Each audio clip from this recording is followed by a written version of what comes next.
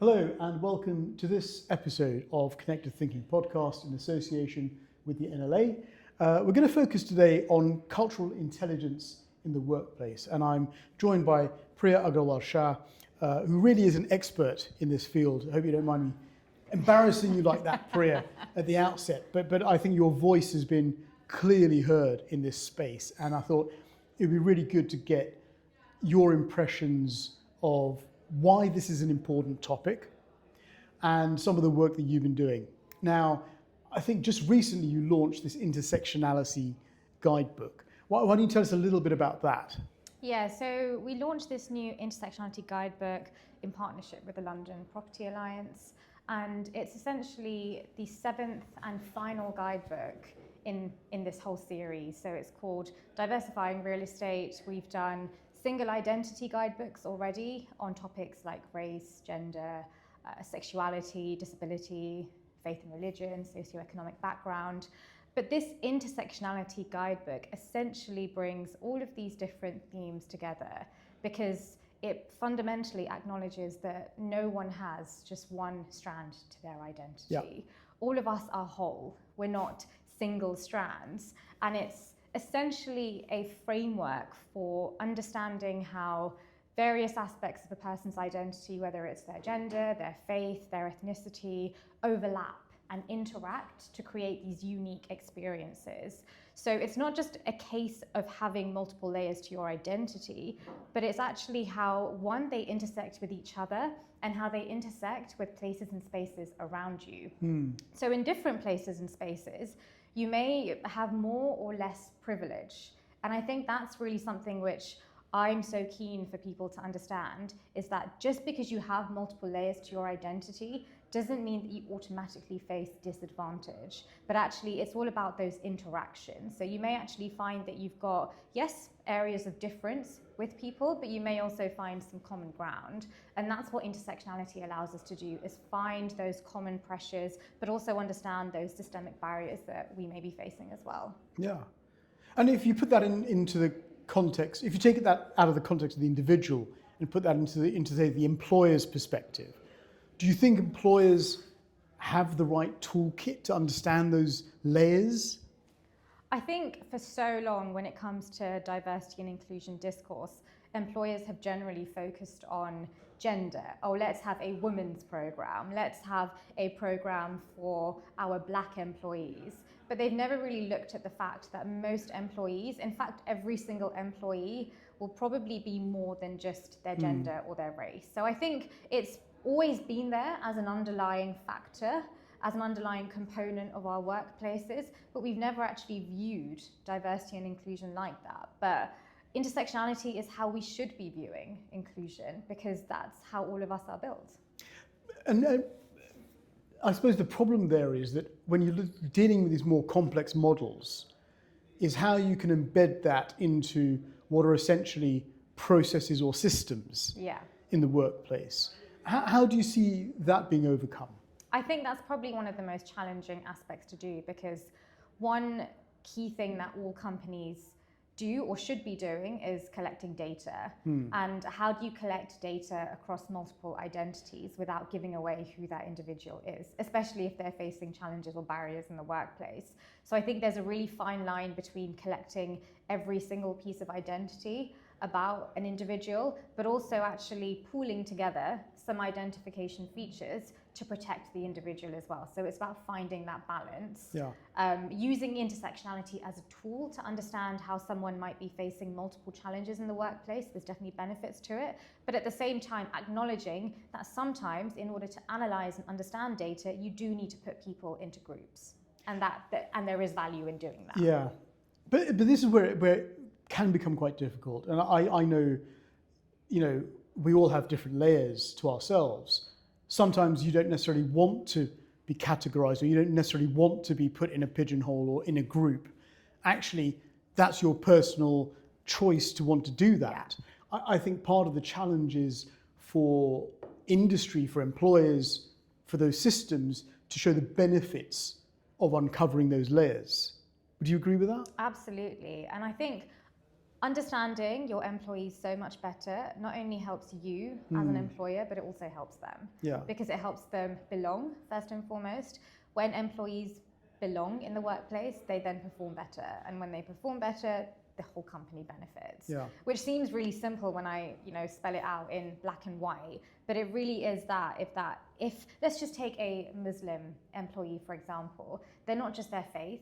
Obviously, that's perhaps one of the most visible aspects of their identity, but they're also female. They may also be from a different ethnic background. So they've got clearly multiple layers to their identity. They may also be from a working class background, sometimes which isn't always obvious at a surface level. But I think understanding that, acknowledging that, can really help them in the workplace. You're not just boxing them into their faith and religion and saying, oh, well, it's Ramadan at the moment, we know that they're going to need flexible working, but also acknowledging that, yes, they may also want to take part in a female mentoring program. Yeah. So actually understanding an individual on a much deeper level allows you to connect with them better, and it allows us as employers and as colleagues to exercise empathy as well. I mean, one of the things, I think, the golden chalice that everyone's kind of chasing is diversity of thought, right? We want diversity of leadership and we want diversity represented because what we want is diversity of thought. And we almost want processes and systems that challenge the way we think because it gets the best results out. Yeah. There's a need to kind of quantify this. There's almost a need to have a quotient around this. Talk to me a little bit about cultural intelligence, because I know that's a subject that's quite close to your heart. Yeah, I think it's such an interesting area, and I think, typically people think culture is where your grandparents are from. Yeah. Oh, my grandparents are from East Africa. That means my culture is East African Indian. But actually, culture is so much more than that. Culture is not just your ethnicity or your quite literal global heritage, but it's workplace culture, organizational culture, it's generational culture, it's absolutely everything around us. So we are all defined by multiple cultures, and these will shift and evolve throughout the course of our lives. So where you grow up, where you end up working, where you live when you're older, when you're retiring, is all going to be very different. And therefore, your culture and everything around you will absolutely shape that. And I think a really good example of actually expressing cultural intelligence is when you have two companies that merge together. And that's something which is happening a lot at the moment. It's going to be something which we see more and more in the future. Mergers and acquisitions. Two companies with very, very different cultures coming together, and that's where you get those challenging points. You've got leaders from one company trying to implement systems and processes into the wider company, but on the other side, you've got this different company that has just been acquired that has a completely different leadership style, and that's when cultures clash. So it's not global cultures, though of course they may be from different countries and you have those cultural differences, but cultures clash when they aren't built on the same values, or there is lack of understanding on those values, beliefs, norms that make up those organizations in this regard. And another area could be generational differences.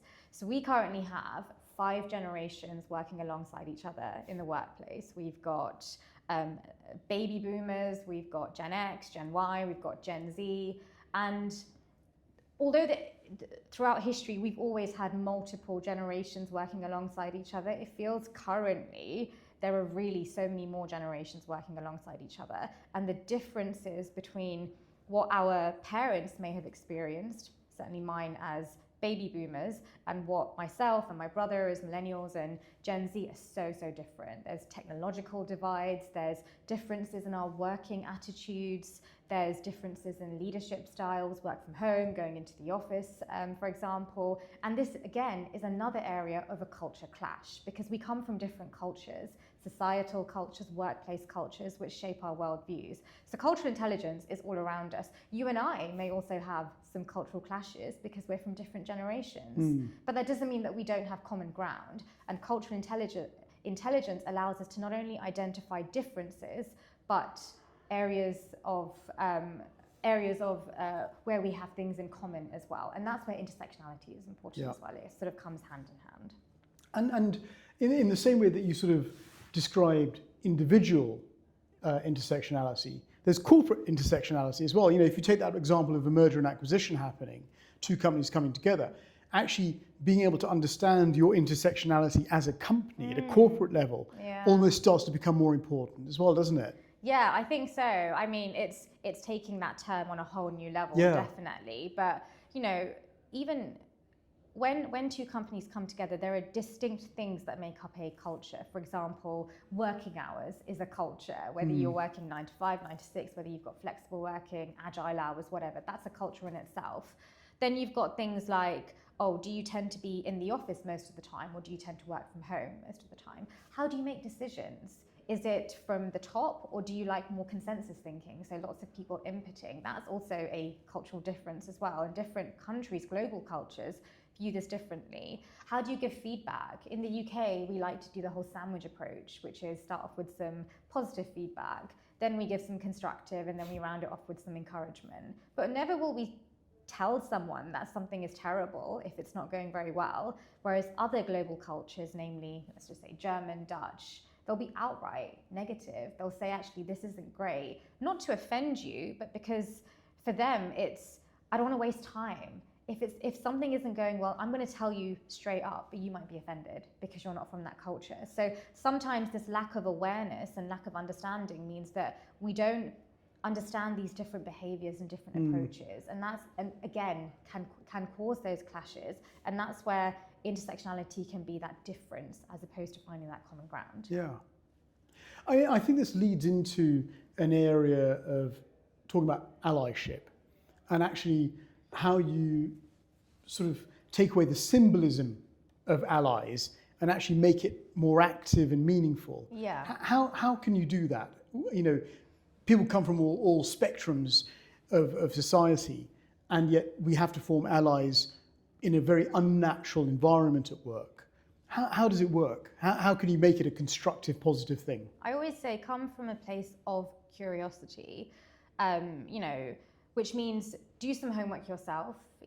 If you're learning something new about a culture or your colleagues, try and Google something. Try and find out some information so you can go a little bit prepared.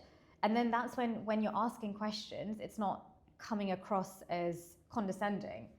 It's genuine curiosity, which I think most people don't really understand. And I think one of the examples which I have experienced myself and many, many other people have is, where are you from? And it's a question which I know people mean no harm, and they genuinely want to come from a place of curiosity.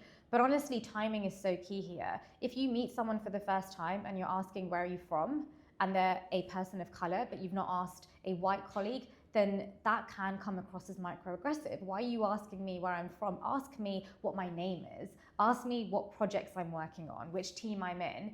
Then when you get to know me, you may want to have a conversation about my heritage. So I think timing is really, really key. And I think that's got to come with some self-awareness. And that's why allyship, empathy, emotional intelligence, they all come together, don't they? You've really got to, yes, come from a place of curiosity, but alongside that is self-awareness and being able to understand that other person's perspective. For example, if you're not asking someone where they're from, but you're asking someone else, ask yourself, do some self-reflection as to why one person should receive that question and one person shouldn't.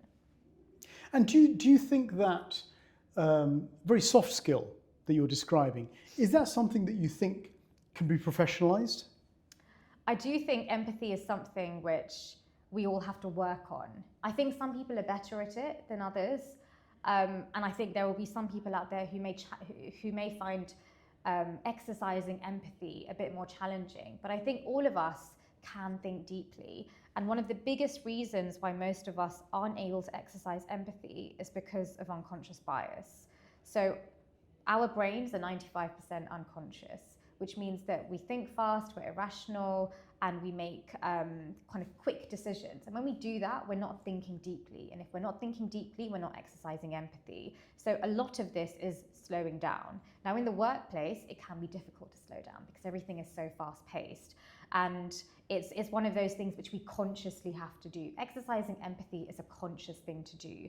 For some people though, even without the unconscious bias, it can also be very challenging, such as neurodiverse people may find it difficult to display empathy because of the way that their brains are wired. People from different cultures may express empathy differently as well. So depending on which global culture you're from, you may or may not show emotion in the same way because of where you're from. So that's why emotional intelligence does come side by side with cultural intelligence. You need to understand both to understand what perspective and where someone is coming from. If I broaden this out, well, actually, I'll narrow it down first because, your background's from the built environment sector, and this is where most of our audience is drawn from on this conversation. As an industry sector, there is a flavour and a colour and a type that enters this sector, and it is very male, white dominated. And despite the best efforts of everyone who's willed, it is very hard to gravitationally pull away from that and become more diverse and inclusive, because people from different backgrounds looking at the sector see something that isn't welcoming or see something that feels alien to them and their backgrounds. How can we bring this conversation around empathy and allyship and intersectionality at that industry level in a meaningful way, that these leaders aren't just sort of giving sound bites, but are actually able to make a difference that allows the next generation of workers to want to come into this industry? Because one of the biggest threats we've got is we're not able to get the next generation of workers wanting to enter the built environment sector. Yeah. Do you think this has a part to play in that? Yeah, absolutely. Because I think we're not really understanding some of the barriers that some groups, some individuals, some communities might be facing in entering a sector. For example, I think a big reason, for example, why South Asian communities may not be working in planning, surveying, or in the built environment as a whole is because culturally we are told from a young age, you need to play it safe. You need to go and get a job where we know that our uncle can give you some work experience, which for me was an accountancy firm. I think we're both in trouble then, aren't we? There we go. So, yeah. An accountancy firm or a pharmacist. I remember my dad saying to me, why don't you become a pharmacist? And I said, no, I don't want to become a pharmacist. I want to take a completely different off-peak road, which I did, and it has worked out fine for me, but that's because I went against the grain of what I was told to do and what the majority of people from South Asian communities are told to do. So first and foremost, it's understanding that there is a difference in what these kids are being told from a young age. And it's actually changing the mentality of not just young people, but their parents as well, helping them understand that even though your child might go down a different route, they can still be really successful. So it's actually just changing that mindset. And if we can't do that, you're not going to have parents who are encouraging their children to become a planner, an architect, a surveyor, and whatever it is, all the kind of array of jobs that you can do in the built environment sector. So it's a mentality shift first and foremost. And I think you've got to empathize and understand where these parents, that immigrant mentality is coming from, because it very much is a survival of the fittest. And if you don't understand what that means from a cultural perspective, then you won't be able to challenge that. So I think empathy can be really important. Yeah. What's next for Preach? What's happening? I mean, you are probably one of the strongest advocates in this space in the built environment sector. You've done some great work with Preach Inclusion. What's next? What's the next step forward? Yeah, so over the last year, I've been building my events arm, which is known as Preach Conversations. And it's essentially raw, unfiltered conversations with high-profile authors, entrepreneurs, speakers who are doing something really, really interesting in the identity, inclusion, kind of social justice space. So far, I have interviewed Hashim Mohammed, who is a planning barrister, so probably really well known in our built environment sector. But he's also written a book called People Like Us, which explores social mobility. So really, really important and interesting topic. I've interviewed Sheila Banerjee, and she talks about the importance of our names and the migration stories behind them. I recently interviewed Jassa Aliwalia, who's written Both Not Half, and he talks about mixed heritage and that experience. So my objective with this events arm is, one, not to just interview high-profile speakers and just really dig deep into their stories, but to really create this community is to bring people together. They're in-person events only, there's no filming, and the idea is that you come, you meet similar people who have come to previous events, and you're starting to build those connections. Because I think networking is so important, but the way that networking was a few years ago has really shifted. People are looking for that sense of belonging and that real sense of community, and that's really what I'm trying to build here, is a community. Wonderful. Thank you. Well, Priya, thank you so much for coming Thank you. today. And you know, I think, you know, we've all seen the impact that you've had on the sector in the last few years, at least since I've been involved, and keep up the good work. Thank you so much. Thanks for having me.